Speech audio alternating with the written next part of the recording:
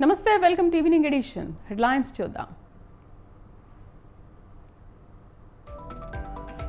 ఈ నెల 27 నుంచి జగన్ బస్సు యాత్ర, మేమంతా సిద్ధం పేరుతో యాత్ర.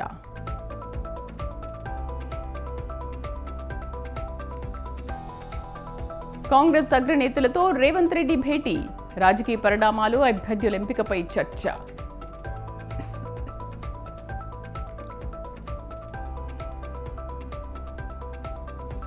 సిద్ధాంతం గురించి మాట్లాడే అర్హత జితేందర్ రెడ్డికి ఉందా? సమీకరణాల మేరకు నేతలు పార్టీలో మారుతున్నారన్న రఘునందన్ రావు. ఈడీ విచారణకు రాలేను, అధికారులకు కవిత భర్త అనే లేఖ.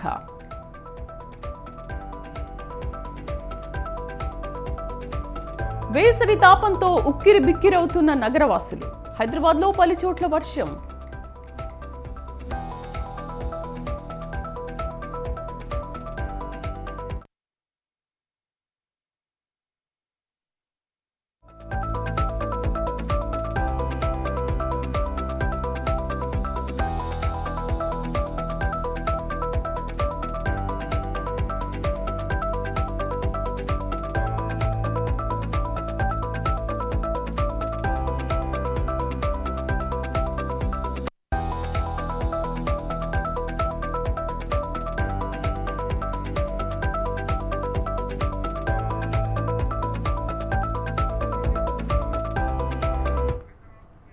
కవిత అరెస్టుపై ఈడీ అధికారిక ప్రకటన విడుదల చేసింది. ఈ నెల 15న కవిత ఇంట్లో సోదాలు నిర్వహించామని, సోదాల సమయంలో కవిత బంధువులు ఆటంకం కలిగించారని తెలిపింది.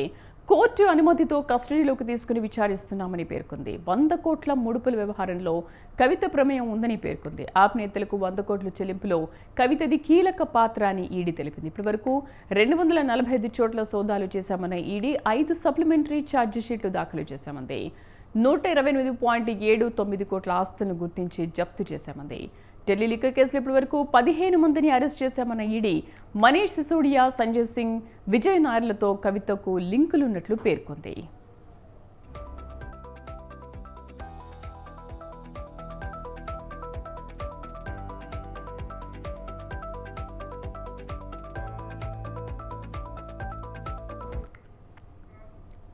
కవిత అరెస్టుపై ఈడీ అధికారిక ప్రకటన విడుదల చేసింది. ఈ నెల 15న కవిత ఇంట్లో సోదాలు నిర్వహించామని, సోదాల సమయంలో కవిత బంధువులు ఆటంకం కలిగించారని తెలిపింది.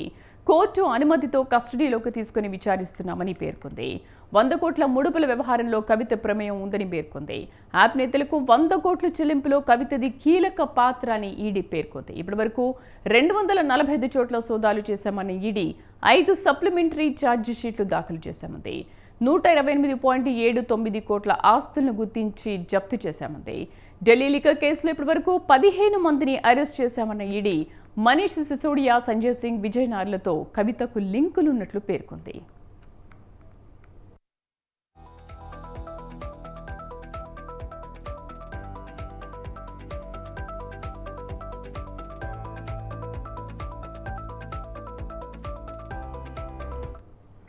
ఇక దీనికి సంబంధించి పూర్తి సమాచారం మా కరెస్పాండెంట్ ఉషా అందిస్తారు. ఉషా, 100 కోట్ల ముడుపులు యాప్ నేతలకు అందాయన నేపథ్యంలో అంటే మనీష్ సిసోడియా కానీ, సంజయ్ సింగ్ కానీ, విజయ్ నాయర్లతో లింకులు ఉన్నట్లుగా ఎటువంటి ఆధారాలతో రుజువు చేస్తుందంటారు? సుదేవి, ఇప్పటికే ఢిల్లీ లిక్కర్ స్కామ్ కి సంబంధించి 2వ రోజు కస్టడీలో భాగంగా ఈడీ అధికారులు అయితే కవితను సుదీర్ఘంగా విచారిస్తున్నారు. ఇప్పటికే ఆప్ నేతలకు 100 కోట్లకు సంబంధించినటువంటి లిక్కర్ స్కామ్ కి సంబంధించినటువంటి పాలసీలో భారీగా వీరు లబ్ధి పొందారన్న కోణంలోనే ఇప్పటికే ఈడీ అధికారులు గుర్తించారు. మరోవైపు చూసుకున్నట్టయితే 15వ తారీఖున హైదరాబాద్ లో కవిత నివాసంలో సోదాలు నిర్వహించే సమయంలో తన కుటుంబ సభ్యులు కూడా చాలా ఆటంకాలకు గురి చేశారన్న కోణంలో కూడా అఫిడవిట్ లో పేర్కొనడం జరిగింది. మొత్తం మీద చూసుకున్నట్టయితే మనీష్ సిసోడియా, ఢిల్లీ మాజీ డిప్యూటీ సీఎం అయినటువంటి మనీష్ సిసోడియా, అలాగే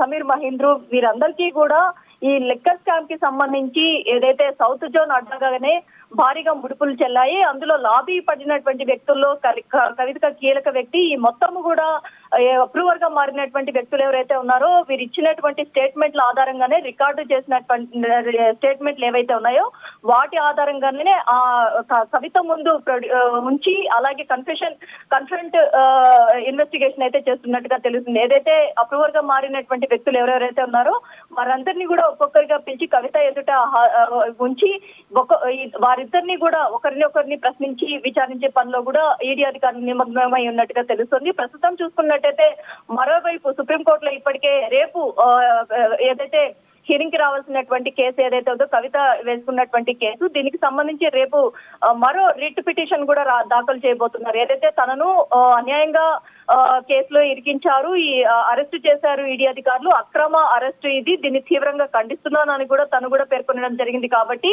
ఒక మహిళను అదే చీకటి పడిన తర్వాత అరెస్టు చేయడం ఇది ఎంతవరకు కరెక్ట్ అన్న కోణంలో కూడా తను సుప్రీంకోర్టు వరకు వెళ్ళడం జరిగింది. మరోవైపు చూసుకున్నట్టయితే కవిత భర్త అయినటువంటి భర్తకి కూడా సమన్లు జారీ చేశారు. తను కూడా ఈ రోజు హాజరు కాలేనని ఈమెయిల్ ద్వారా కూడా తను రిప్లై ఇచ్చినట్టుగా కూడా తెలుస్తుంది. ఓవరాల్ గా చూసుకున్నట్టయితే ఇప్పటికే కవిత తరఫున సుప్రీంకోర్టులో న్యాయవాదులుగా ముకుల్ రోహత్గి అలాగే కపిల్ సిబాల్ వాదనలు కూడా వినిపించనున్నారు.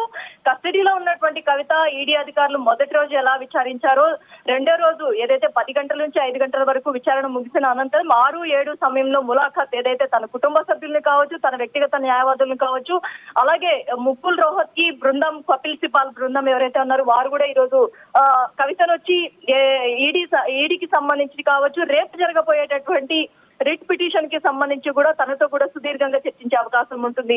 మొత్తానికి కేటీఆర్, హరీష్ రావు కూడా ఇప్పటికే అక్కడే ఉండి మొత్తం కూడా చూసుకుంటున్నారు. కాబట్టి రేపు జరగబోయేటటువంటి సుప్రీంకోర్టులో రిట్ పిటిషన్ ఏదైతే 3వ పిటిషన్ గా వచ్చే అవకాశం ఉంటుంది బెంచ్ కి. కాబట్టి సుప్రీంకోర్టు వచ్చేటటువంటి బెంచ్ మీద కూడా సర్వత్రా ఏదైతే కవిత ఈడీ కస్టడీలో ఉన్నటువంటి కవిత అయితే రేపు సుప్రీంకోర్టులో ఇచ్చేటటువంటి రిట్ పిటిషన్ లో వచ్చేటటువంటి ఆర్గ్యుమెంట్స్ లో తనకి ఊరట లభిస్తుందా లేదా అనేది కూడా సర్వత్రా ఉత్కంఠగా ఉందనేసి తెలుస్తుంది. ఓవరాల్ గా ఈ రోజు చూసుకున్నట్టయితే ఢిల్లీ లిక్కర్ స్కామ్ లో భారీగా ఏదైతే సౌత్ జోన్ కి సంబంధించినటువంటి వ్యక్తులు ఎవరెవరైతే ఉన్నారో వారందరితో కూడా దగ్గరుండి ఏదైతే ఆప్ నేతలకు కవిత ముడుపులు చెల్లించారు. ఇందులో 33% వరకు కూడా కవితకు వాటా ఉంది అన్న కోణంలో అయితే ఈడీ అధికారులు దీన్ని స్ట్రాంగ్ ఎవిడెన్స్ లాగా అయితే చూపిస్తున్నారు. దీనికి సంబంధించి కూడా అప్రూవర్ గా మారినటువంటి వ్యక్తులు ఇచ్చినటువంటి స్టేట్మెంట్లు కూడా వారి దగ్గర ఉన్నట్టు కూడా పేర్కొనడం జరిగింది. రేపు జరగబోయేటటువంటి సుప్రీంకోర్టులో వాదనలు ఏదైతే ఉన్నాయో దాన్ని బేస్ చేసుకొని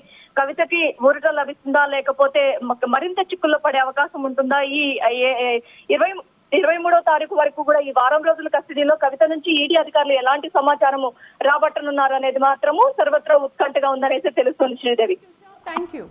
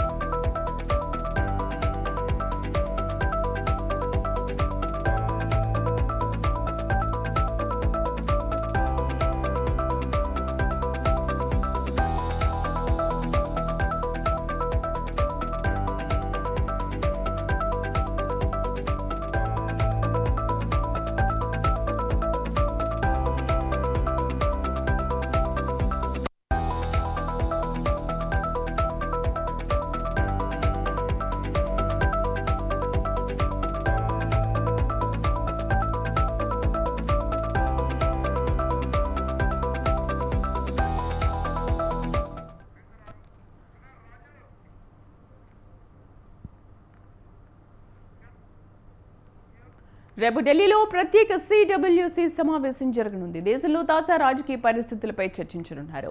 ఎన్నికల మేనిఫెస్టోకు ఆమోదం తెలపడమే సమావేశ ప్రధాన ఎజెండా. ఇప్పటికే పేద మహిళలకు ₹1,00,000 ఇవ్వడం, ప్రభుత్వ ఉద్యోగాల మహిళలకు 50% రిజర్వేషన్ కల్పించడం వంటి అనేక హామీలు గుప్పించిన కాంగ్రెస్ మరికొన్ని హామీలతో మేనిఫెస్టో రూపకల్పన చేసినట్లు తెలుస్తోంది. ఏఐసీసీ చీఫ్ మల్లికార్జున ఖర్గే అధ్యక్షతన జరగనున్న ఈ సమావేశంలో దేశవ్యాప్తంగా కాంగ్రెస్ తరఫున పోటీ చేయనున్న లోక్సభ అభ్యర్థులను ఖరారు చేయనున్నారు. వివిధ రాష్ట్రాల్లో భాగస్వామ్య పార్టీలతో సీట్ల సర్దుబాటుపై కుదిరిన ఒప్పందాలకు ఆమోద ముద్ర వేయనున్నారు.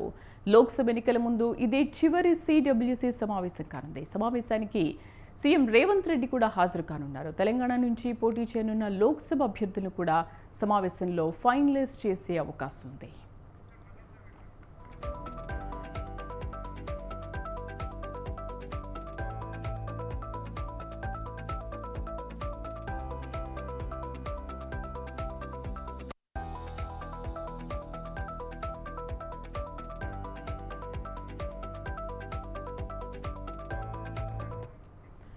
రైట్, రేపు ఢిల్లీలో ప్రత్యేక CWC సమావేశం జరగనుంది. దేశంలో తాజా రాజకీయ పరిస్థితులపై చర్చించనున్నారు. ఎన్నికల మేనిఫెస్టోకు ఆమోదం తెలపడమే సమావేశ ప్రధాన ఎజెండా. పూర్తి సమాచారం కరెస్పాండెంట్ రాజు అందిస్తారు. రాజు, తాజా రాజకీయ పరిస్థితులపై సమావేశంలో ఎటువంటి చర్చ జరగనుంది?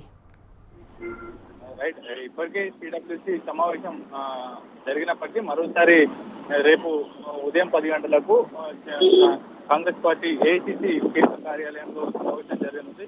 ఈ సమావేశానికి AICC అధ్యక్షుడిగా ఉన్నటువంటి మల్లికార్జున ఖర్గే, ప్రియాంక గాంధీ, రాహుల్ గాంధీ, సోనియా గాంధీలతో పాటు తెలంగాణ సీఎం రేవంత్ రెడ్డి కూడా హాజరు కానున్నారు. వీటితో పాటుగానే వంశీచాంద్ రెడ్డి కూడా హాజరు కానున్నారు. ముఖ్యంగా ఈ సమావేశంలో కీలక నిర్ణయాలు తీసుకోనున్నారు.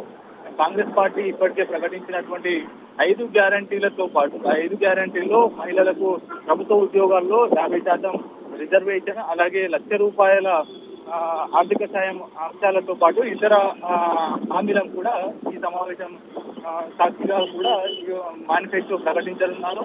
అంతేకాకుండా ఇప్పటికే సీఎం రేవంత్ రెడ్డితో పాటు కీలక నేతలు కూడా ఢిల్లీ చేరుకున్నారు. ముఖ్యంగా రేపు జరగబోయేటటువంటి సమావేశంలో తెలంగాణతో పాటుగా ఇతర రాష్ట్రాలకు సంబంధించినటువంటి ఇండియా కూటమిలో ఉన్నటువంటి పార్టీలకు సంబంధించినటువంటి పొత్తులకు సంబంధించినటువంటి అభ్యర్థులకు, అలాగే పొత్తులో భాగంగా కాంగ్రెస్ పార్టీ పోటీ చేసే అభ్యర్థుల మీద ప్రకటన కూడా ఉండనుంది. తెలంగాణలో కాంగ్రెస్ పార్టీ ఫైనల్ లిస్ట్ కూడా రేపు ఖరారయ్యేటటువంటి అవకాశం అయితే కనిపిస్తా ఉంది. పూర్తి స్థాయిలో ఎన్నికల్లో అత్యధిక స్థానాలు కైవసం చేసుకుని కాంగ్రెస్ పార్టీ ప్రభుత్వం ఏర్పాటు చేసే దిశగా కూడా ఈ యొక్క సమావేశం ఉంది. ఈ ఎన్నికలకు ముందు నిర్వహించేటటువంటి ఈ యొక్క సమావేశం ఇది చివరి సమావేశం. ఈ ఎన్నికలకు ముందు నిర్వహించేటటువంటి చివరి సమావేశంగా ఈ యొక్క CWC సమావేశం ఉంది. ఇందులో కీలక నిర్ణయాలు కూడా తీసుకునేటటువంటి అవకాశం ఉంది. అలాగే ఎన్నికల ప్రచారాల్లో అనుసరించాల్సినటువంటి వ్యూహాలను కూడా ఇందులో చర్చించేటటువంటి అవకాశం అయితే మనకు స్పష్టంగా కనిపిస్తా ఉంది. Thank you.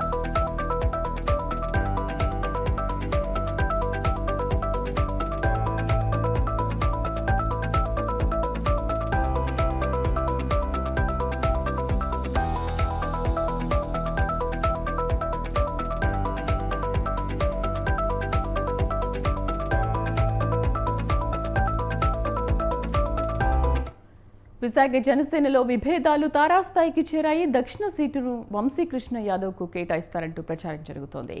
స్థానికులకే టికెట్ ఇవ్వాలని నియోజకవర్గ నేతలు డిమాండ్ చేస్తున్నారు. 50,000 ఓట్ల తేడాతో ఓడిపోయిన నేతకు టికెట్ కేటాయించడం సరికాదంటున్నారు. వంశీకృష్ణ యాదవ్కి దక్షిణ నియోజకవర్గంలో ఎటువంటి పట్టు లేదని, ఆయన ఎవరో కూడా నియోజకవర్గ ప్రజలకు తెలియదని అంటున్నారు. వంశీకృష్ణ యాదవ్ స్థానంలో స్థానికుడికే టికెట్ కేటాయించాలని డిమాండ్ చేస్తున్నారు.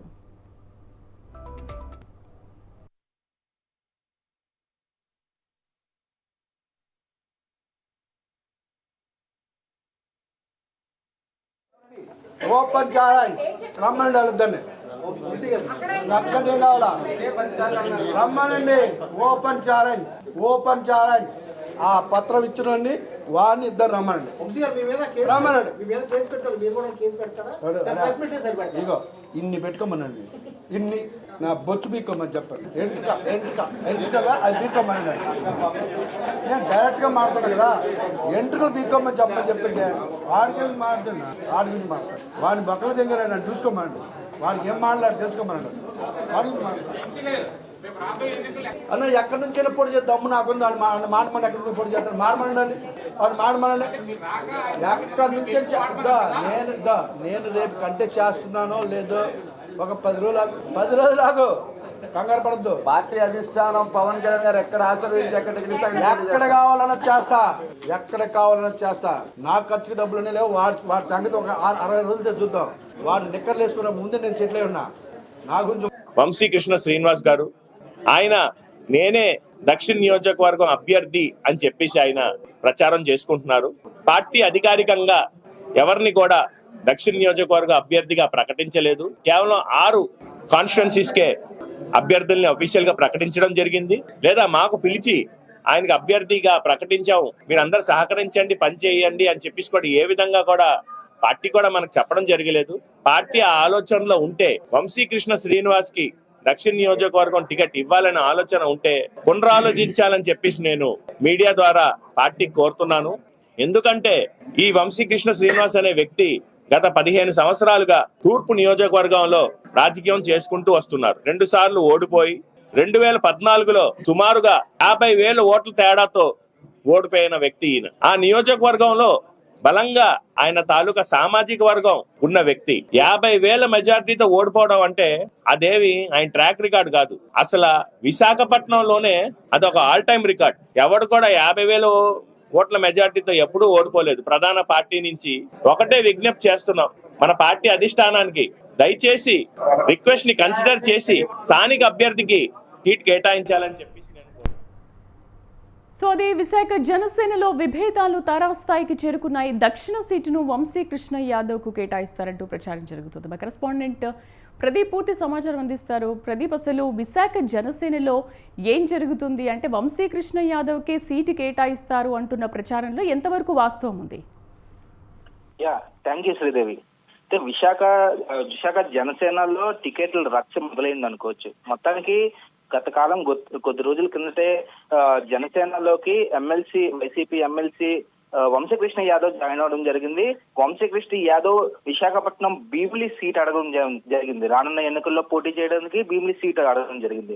భీమిలి సీటు ఇవ్వకపోవడంతో వంశీకృష్ణ యాదవ్ కి ఏ దారి దక్కపోవడంతో కూడా విశాఖ దక్షిణ నియోజకవర్గం మీదకి కండుపడింది.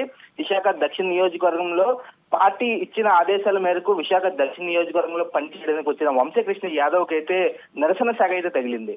మొత్తానికి ఎన్నో సంవత్సరాల నుంచి అక్కడి నుంచి పనిచేస్తున్న జన సైనికులు గాని జనసేన నాయకులు గాని వంశీకృష్ణ యాదవ్ గో బ్యాక్ అంటూ కూడా నినాదాలు చేస్తున్నారు. వంశీకృష్ణ యాదవ్ మాకొద్దు, స్థానికుడు ముద్దు అంటున్న జనసేన నేతలు విశాఖ దక్షిణ నియోజకవర్గం. అయితే ప్రస్తుతం గత కాలం నుంచి కూడా విశాఖ దక్షిణ నియోజకవర్గం మత్స్యకారులకి ఎక్కువగా ఓటింగ్ ఉన్న శాతం విశాఖ దక్షిణ నియోజకవర్గం. గత కాలం నుంచి కూడా ఎమ్మెల్యే అభ్యర్థులు అక్కడ మత్స్యకారు వర్గానికి సంబంధించిన ఎమ్మెల్యే అభ్యర్థులు అక్కడికి వెళ్ళడం జరిగింది. అయితే ఈసారి కూడా స్థానికంగా ఉంటున్న నాయకులకి అక్కడి నుంచి ఇవ్వాలంటూ కూడా జనసేన నాయకులు అయితే చెప్తున్నారు. కొద్ది రోజుల నుంచి కూడా వంశీకృష్ణ యాదవ్ వార్డుల్లోకి పర్యటిస్తున్న నేపథ్యంలో వంశీకృష్ణ యాదవ్ అయితే అడ్డుకొని గో బ్యాక్ అంటున్న వంశీకృష్ణ యాదవ్ కి అయితే సొంతంగా జనసేన పార్టీలోనే నిరసన శాఖ తగిలింది అనుకోవచ్చు. అయితే ఈ రోజు అయితే వంశీకృష్ణ యాదవ్ కి నిరసన శాఖ అలాగే జన సైనికులు జనసేన నాయకులు కూడా ప్రెస్ మీట్ పెట్టి వంశీకృష్ణ యాదవ్ మాకొద్దు అంటున్న జనసేన నాయకులు. అయితే మొత్తానికి ఏదన్నా సరే వంశీకృష్ణ యాదవ్ పై వైసీపీ ఎమ్మెల్యే వాసుపల్లి గణేష్ కుమార్ అయితే కళ్ళు మూసుకుని గెలుస్తారంటూ కూడా జనసేన నాయకులే అంటున్నారు. మొత్తానికి ఏదైనా సరే విశాఖపట్నంలో జనసేన ఓటింగ్ అనేది కాస్త ఎక్కువ ఉన్న నియోజకవర్గం విశాఖపట్నం దక్షిణ నియోజకవర్గం. అలాంటి దక్షిణ నియోజకవర్గంలో 50,000 ఓట్లతో ఓడిపోయిన నేతకి ఇక్కడ మళ్ళీ నా సీటు ఇవ్వడం ఏంటి? అధికారికంగా జనసేన పార్టీ అధ్యక్షుడు పవన్ కళ్యాణ్ ప్రకటించకంటానా ఈయన ఏదో ఒక పేపర్ పట్టుకొని ఇతనే ప్రచారం చేసుకుంటున్నాడు వంశీకృష్ణ యాదవ్. వంశీకృష్ణ యాదవ్ ఇక్కడ నుంచి పోటీ చేస్తే దక్షిణ నియోజకవర్గం నుంచి పోటీ చేస్తే ఫస్ట్ గా ఇక్కడి నుంచే ఓటమి అనేది కూడా జనసేన టీడీపీ పొత్తు అనేది బీజేపీ పొత్తు అనేది కూడా ఎక్కడి నుంచి ఓటమి అనేది కూడా ఉంటుందంటూ కూడా సొంతంగా జనసేన కార్యకర్తలు నాయకులు చెప్తున్నారు. ఏదప్పటికీ కూడా వంశీకృష్ణ యాదవ్కి అయితే ఎటువంటి పరంగా పని చేయనివ్వకంట అడ్డుకునే పరిస్థితి కనబడుతుంది శ్రీదేవి. ప్రదీప్, దీనిపైన జనసేన అధినేత ఏమైనా స్పందించారా? జనసేన అధినేత ఎటువంటి స్పందన అయితే లేదు. అయితే విశాఖలోని కొద్ది రోజుల నుంచి విశాఖలోని ఒక్క నియోజకవర్గం కాదు, అన్ని నియోజకవర్గాలు ఇలాగే ఉన్నాయి. కానీ వంశీకృష్ణ యాదవ్ అయితే చాలా వైసీపీ పార్టీలోని అసలు గొడవలు పెట్టుకొని అసలు నువ్వా నేనా అంటూ కూడా ప్రెస్ మీట్లు పెట్టుకొని అలాంటి వంశీకృష్ణ యాదవ్ ఒక మాట తీసుకొని పవన్ కళ్యాణ్ దగ్గర నాకు సీటు మీరు ఇవ్వాలి అని ఒక హామీ తీసుకొని వంశీకృష్ణ యాదవ్ విశాఖపట్నంలో జనసేన పార్టీలో చేరడం జరిగింది. అట్లాంటి వంశీకృష్ణ యాదవ్ కి భీమిలి సీటు ఇవ్వకపోవడంతో సౌత్ లోని ఎటువంటి వంశీకృష్ణ యాదవ్ పని చేసుకున్నప్పటికీ ఎన్ని గొడవలు వచ్చినా జనసేన నాయకులు రాడ్లతో కొట్టుకున్న సంఘటన కూడా విశాఖ దక్షిణ నియోజకవర్గం వెలిగింది. అయితే అలాంటి దక్షిణ నియోజకవర్గంలో ఇంత గొడవలు అవుతున్నా జనసేన అధ్యక్షుడు పవన్ కళ్యాణ్ దృష్టికి వెళ్ళిపోవడం అనేది కూడా చాలా గమనార్హం. పవన్ కళ్యాణ్ ఇటువంటి పరంగా విశాఖ దక్షిణ నియోజకవర్గం కలిసి అసలు చూడట్లేదంటూ కూడా కొంతమంది జనసేన నాయకులు అయితే చెప్తున్నారు. అసలు జనసేన విశాఖ దక్షిణంలోనే వరకపూర్ వల్ల జనసేన పార్టీ ఇమేజ్ పోతుంది. అసలు జనసేన పార్టీ ఇక్కడ నుంచి రానున్న ఎన్నికల్లో ఈ వంశీకృష్ణ యాదవ్ గాని ఎమ్మెల్యే అభ్యర్థిగా ప్రకటిస్తే వాజ్పల్లి గణేష్ కుమార్ వైసీపీ ఎమ్మెల్యేగా వాజ్పల్లి గణేష్ కుమార్ మరొకసారి గెలుస్తారు. ఇన్ని గొడవలు అవుతున్నా జనసేన నేతలకు కానీ కేటర్కి నచ్చలేని పని పవన్ కళ్యాణ్ ఎందుకు చేస్తున్నారంటూ కూడా జన సైనికులు అయితే మనస్తాపం గురవుతున్నారు. మొత్తానికి ఏదన్నా సరే విశాఖపట్నంలో వంశీకృష్ణ యాదవ్కి అయితే దక్షిణ నియోజకవర్గం సీటు వంశీకృష్ణ యాదవ్కు వద్దు. అసలు వంశీకృష్ణ యాదవ్ ఇక్కడ స్థానికుడు కాదు, వంశీకృష్ణ యాదవ్కి ఇక్కడ అసలు ఓటింగ్ శాతం లేదు, వంశీకృష్ణ యాదవ్కి అసలు ఎటువంటి పరంగా ఇక్కడ నుంచి గెలిచే అర్హత కూడా లేదంటున్న సొంత పార్టీ జనసేన పార్టీ కార్యకర్తలు నాయకులు కూడా స్పష్టంగా చెప్పే పరిస్థితి కనబడుతుంది. వంశీకృష్ణ యాదవ్ ఎటువంటి నిర్ణయం తీసుకుంటారు? అయితే వంశీకృష్ణ యాదవ్ పలుసార్లు కూడా బయట అయితే చెప్పే పరిస్థితి అయితే కనబడుతుంది. నాకు భీమిలి సీటు నేను అడిగితే భీమిలి సీటు ఇవ్వకపోవడం వల్లే నేను దక్షిణ నియోజకవర్గం రావాల్సి వచ్చిందంటూ కూడా వంశీకృష్ణ యాదవ్ స్వయంగా ఆయన చెప్పే పరిస్థితి కనబడుతుంది. అయితే వంశీకృష్ణ యాదవ్కి దక్షిణంలోనే పోటీ చేయడానికి ఇష్టం లేకపోయినా సరే ఎందుకు దక్షిణ నియోజకవర్గంలో సీటు టీడీపీకి వెళ్ళవకంట అటుగా బీజేపీకి వెళ్ళవకంట ఎందుకు వంశీకృష్ణ యాదవ్ ఈ యొక్క ఎమ్మెల్యే సీట్ని వృధా చేస్తున్నారంటూ కూడా జన సైనికులు అయితే ఆవేశానికి అయితే గురవుతున్నారు. అంటే ఏదన్నా సరే వంశీకృష్ణ యాదవ్కి అయితే విశాఖపట్నంలో ఎటువంటి పరంగా ఓటింగ్ శాతం లేదు అని పక్కాగా తేల్చి చెప్పేసిన జనసేన నాయకులు కార్యకర్తలు Sridevi. Right Pradeep, thank you.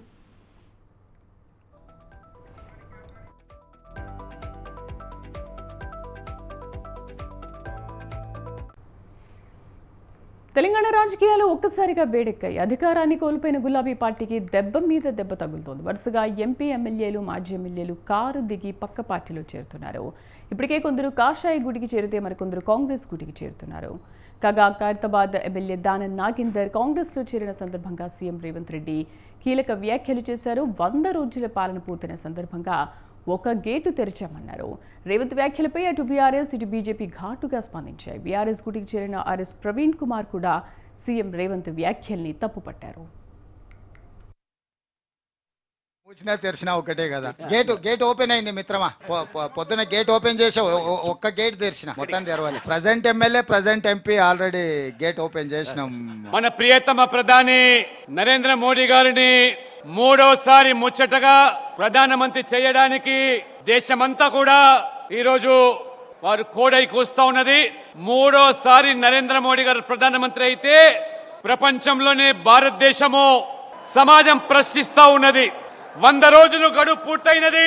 6 గ్యారెంటీలు అన్నావు, 30 పైగా హామీలు ఇచ్చావు. కానీ హామీలు నిలబెట్టుకోకుండా మళ్ళీ ఎన్నికలు వచ్చాయి కాబట్టి ఇవాళ నేను సూటిగా రేవంత్ రెడ్డి గారిని ఈ తెలంగాణ సమాజము ప్రశ్నిస్తా ఉన్నది. 2500 రూపాయలు ఎక్కడ పోయినాయి? 4000 రూపాయలు పెన్షన్ ఎక్కడ పోయింది? రైతు భరోసా పేరు మీద 15000 రూపాయలు ఎకరాకు ఎందుకు అటకెక్కించావు? 2 లక్షల రైతు రుణమాఫీ ఎందుకు ఇవాళ మర్చిపోయావు? కాబట్టి తెలంగాణ ప్రశ్నిస్తుంది, ముఖ్యమంత్రి జవాబు చెప్పాలి. పాలమూరు బిడ్డ అని ప్రతి సభలో చెప్పుకుంటున్న రేవంత్ రెడ్డి గారు, నేను కూడా పాలమూరు బిడ్డనే. మీరు ఒకవైపు శృతి మెత్తగా నన్ను పొగడుతూనే మరోవైపు నన్ను చాలా శృతి మెత్తగానే వార్నింగ్ ఇస్తున్నారు మీరు. సో నిన్న మీరు Telangana state public service commission chairman పదవికి నన్ను మరి ఆహ్వానం పలికినట్టుగా మరి నేను దాన్ని తిరస్కరించినట్టుగా చెప్పిండ్రు. మరి నేను మళ్ళీ చెప్తున్నా, నేను ఆ తిరస్కరించిన మాట వాస్తవమే. నేను ప్రజాక్షేత్రంలో ఉండాలనుకున్నా. సో ఇది వాస్తవమే. సో అయితే మళ్ళీ మీరు అన్నారు మరి బీఆర్ఎస్ వైపు పోతే మాత్రం ఆయన ప్రజలకు సమాధానం చెప్పాలన్నారు. నేను ఇవాళ అడుగుతున్నా, తెలంగాణ ప్రజలకు స్వేచ్ఛ లేదా? ఏ వేదిక మీద పనిచేయాలి, ఏ ప్లాట్ఫామ్ మీద పనిచేయాలన్న స్వేచ్ఛ తెలంగాణ ప్రజలకు లేదా? లేకపోతే మీరు గేట్లు తెరిస్తే మరి చాలా మంది పెరికి పందలు, చాలా మంది అసమర్థులు, చాలా మంది స్వార్థపరులు, సో వాళ్ళందరూ కూడా ఆ గేట్ల గొర్రెల మంది లాగా వస్తున్నారు. ఆ గొర్రెల మందిలో ప్రవీణ్ కుమార్ ఒకడు కాలేదు. ప్రవీణ్ కుమార్ నిజమైన నికార్సైన నిజాయితీ కోసం పనిచేసే నాయకుడు కాబట్టి ఆ గొర్రెల మందిలో ఒకడు కాలేదని బాధపడుతూ మరి అక్కసుతో ఈ మాట అంటున్నారు రేవంత్ రెడ్డి గారు. మరి మీరే చెప్పాలి. మాజీ మంత్రివర్యులు, సీనియర్ శాసనసభ్యులు, బీసీ నాయకులు దానం నాగేందర్ గారు కాంగ్రెస్ పార్టీలో చేయడం మూలంగా బీఆర్ఎస్ నాయకులు అదేదో గతంలో వాళ్ళు ఇక్కడ చేయనట్టుగా, నీతికి నిజాయితీకి వాళ్ళ పార్టీ ఏదో నిదర్శనం అన్నట్టుగా స్పీకర్ గారి దగ్గరికి వెళ్లి రిప్రజెంటేషన్ ఇచ్చి ప్రెస్ మీటింగ్ పెట్టి చెప్పడం జరుగుతుంది. ఒక్కసారి వాళ్ళు ఆలోచన చేసుకోవాలి. పార్టీ ఫిరాయింపులపై బీఆర్ఎస్ తీరు దయ్యాలు వేదాలు వల్లించినట్టుగా ఉంది. 10 ఏళ్ల పాటు విచ్చలవిడిగా ఫిరాయింపులను ప్రోత్సహించింది కేసీఆర్ కాదా? కాంగ్రెస్, టీడీపీ, బీఎస్పీ, చివరకు సిపిఐ ఎమ్మెల్యేను కూడా ప్రలోభ పెట్టి మీ పార్టీలో చేర్చుకోలేదా? తెలంగాణ పునర్నిర్మాణం పేరుతో శాసనసభ చేర్చుకున్నది బీఆర్ఎస్ పార్టీ కాదా? 10 ఏళ్లలో ఇతర పార్టీల నుంచి మొత్తం 39 మంది ప్రతిపక్ష ఎమ్మెల్యేలని బీఆర్ఎస్ పార్టీ చేర్చుకోవడం జరిగింది. 2014లో 23 మంది ప్రతిపక్ష ఎమ్మెల్యేలను మీరే చేర్చుకున్నారు. ఇందులో టీడీపీ నుంచి 12 మందిని, కాంగ్రెస్ నుంచి 5గురిని, వైసీపీ నుంచి 3గురిని, బీఎస్పీ నుంచి 2ని, సిపిఐ నుంచి 1ని చేర్చుకున్నారు. అదే విధంగా 2018లో 16 మందిని చేర్చుకోలేదా? కాంగ్రెస్ నుంచి 12 మందిని, తెలుగుదేశం నుంచి 2ని, ఇండిపెండెంట్ 2ని చేర్చుకోవడం జరిగింది. కేటీఆర్, హరీష్ రావు ప్రతిపక్ష ఎమ్మెల్యేల ఇండ్ల చుట్టుముట్టు తిరిగి ప్రలోభ పెట్టి చేర్చుకోవడం మీరు మర్చిపోయారా? ఇవి బులెటిన్ విశేషాలు. నమస్తే.